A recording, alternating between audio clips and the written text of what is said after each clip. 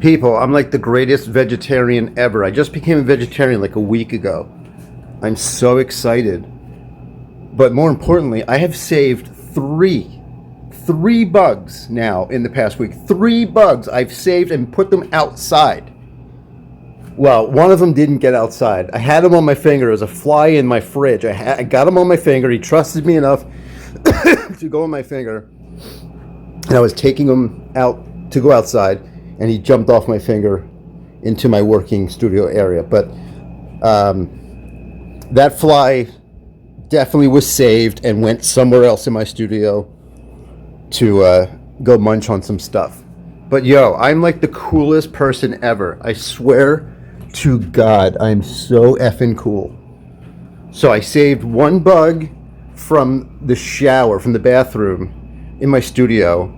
It was up at the ceiling point, and I caught him in a red cup that I cut in half for my paints. You know, I pour paint into them. I had a dried one. It's been dried forever, for years. And I grabbed that, and then I grabbed, like, you know, a piece of cardboard or something heavier than paper so I could put it under there and save him. I took him outside. I got to watch him crawl off into the rocks, into the wilderness. The fly in my fridge, I technically saved it from death in my fridge, from being too cold. I saved it from that. And then just now, I just ordered a canvas. Here, check it out. I just ordered this canvas. What is this? This is 4 feet by 5 feet is what this is. 48 by 60 inches. I just ordered this canvas delivery from Michael's. They just delivered it to my door. This monster canvas, which is now looking a lot smaller in comparison to some of my recent paintings that are upwards of 7 to 10 feet. Usually what happens is I'll make a painting on this 5-foot bad boy. I'll get another 5-foot bad boy from Michael's. I'll make another painting on that, and I'll combine the 2 paintings together, whether they match or not. And then that's what I do. Anyway, I was going to get this canvas from outside. The DoorDash notification said that my order has been dropped off. My canvas has been dropped off. Yes, her vehicle, her SUV, was large enough. I sent her a message. I said, yo, if your car is too small, please don't cancel. Because when you cancel the order, the refund takes up to a week for me to get my money back. Just reassign the order to another Dasher if your car is too small. Thank you very much. She was so kind and courteous. She responded right away. She said, my car is just big enough. I am on my way to see you. And I said to her, so wonderful. Please disregard my prior message, TYVM. And I tipped her $20. It's a $119 canvas. All the other fees and taxes and everything bring it to about $140. I was always taught to tip on the original price, not on taxes. So the original price was $120, so I tipped her $20. I gave her 5 stars and a thumbs up, a heart, which means that I want her to shop for me again. So I was going out my door, my studio door. It's right there. I was going out that door. I was unlocking all my locks. I have 3 locks. I don't know if you can see. I have 3 locks on the inside of my door. 1 deadbolt, 1 turning knob thing, and then 1 little thing on the handle.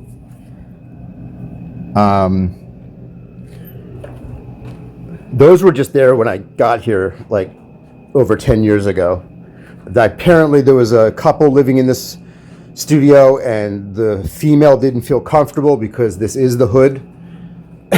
And so they added that extra deadbolt. It's come in handy a lot. I've had cops come here, most recently over the past couple of weeks, come here a lot. Every day they're stopping by, leaving me their business card, telling me to call them and stuff. It's absolutely crazy. But anyway, so I was opening this door. So I had the cops, they jiggle my handle all the time. You know, they shake the door, jiggle the handle, and they try to get in. They check my windows to see if they're unlocked. This is all just the normal stuff to check up on a bipolar person. This is what they do. Somebody called them, told them I was acting crazy, and so they come by for these wellness checks, and they won't stop unless you tell them to stop.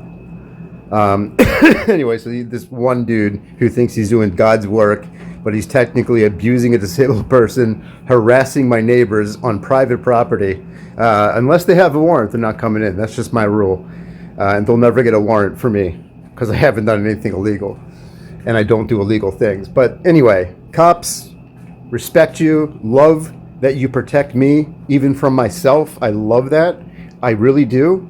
But your aggressive tactics to get me to answer the door repeatedly, day after day, for weeks, I will never answer the door. You'll never see me. You'll never catch me. You'll never hear from me. I don't exist. You are wasting your time, wasting your time. You should be out there solving crimes and putting bad people behind bars, not banging on a disabled bipolar artist on their doors and windows, yelling and screaming and threatening me and harassing me. Okay, I love you people. I do. I love everyone. I especially love you people. You protect me from me. You protect others from me. You protect me from others. You're doing a wonderful, wonderful job in this community. I love you folks. I do. It's just the tactics that you use to try to get me out of my studio and in your presence where you have full control to do whatever you want to me, including drawing and shooting me in the face with your guns. That's never going to happen. Okay, you need to bring a social worker with you every single time you come to a disabled person's house, and maybe, just maybe, that disabled person will communicate with a social worker. Maybe. Probably not. I would still not communicate with anyone outside this door. I don't have to. I don't need to. It's not going to happen, even if you are a social worker. But those are going to be the laws I'm going to be working on to change in Florida, that for every mental illness call, you must have a social worker mediating, interacting with the troubled individual, not cops with guns who are quick and ready to draw their guns on anything I say or do, any actions I might take, any movements my body might make, any stuttering, any anxiety, any heavy breathing, any heart palpitations. All of this stuff with anxiety is going to be going on. I'm going to be acting crazy, acting like a fool, and they're going to draw their guns and shoot me in the face. So that can't happen. That's why I don't answer my door. I'm not going to let you kill me. I know you want to kill me. You want to take crazy people and you want to kill us and you want to put us away for the rest of our lives so you don't have to answer these crazy calls anymore. And I agree with you. You shouldn't be answering these calls anyway. These are just prank phone calls from people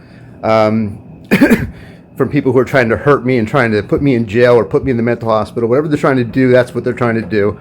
And it's just not going to work. But thank you for your service, police officers. Seriously, you're amazing people to be able to go out there every day and fight crime and help people like me feel safe and protected. You're doing that every day. I love you for that. But please, leave the disabled people alone. Let us live our lives free and happy as God intended it. Go out there and fight the real crimes with the real criminals that really need to be put behind bars and harassed and abused. Not a disabled artist who sits in the studio every day painting like a 2-year-old child, not harming anyone in this world. That is not the person you want to be coming to my house every day for weeks, harassing me, threatening me, disrupting my neighbors, knocking on my neighbors' doors, trying to get information on my neighbors, leaving your business cards. All of these hours you're wasting on me need to be out there in the streets putting the bad guys away, okay? Thank you. I love you. I don't need you.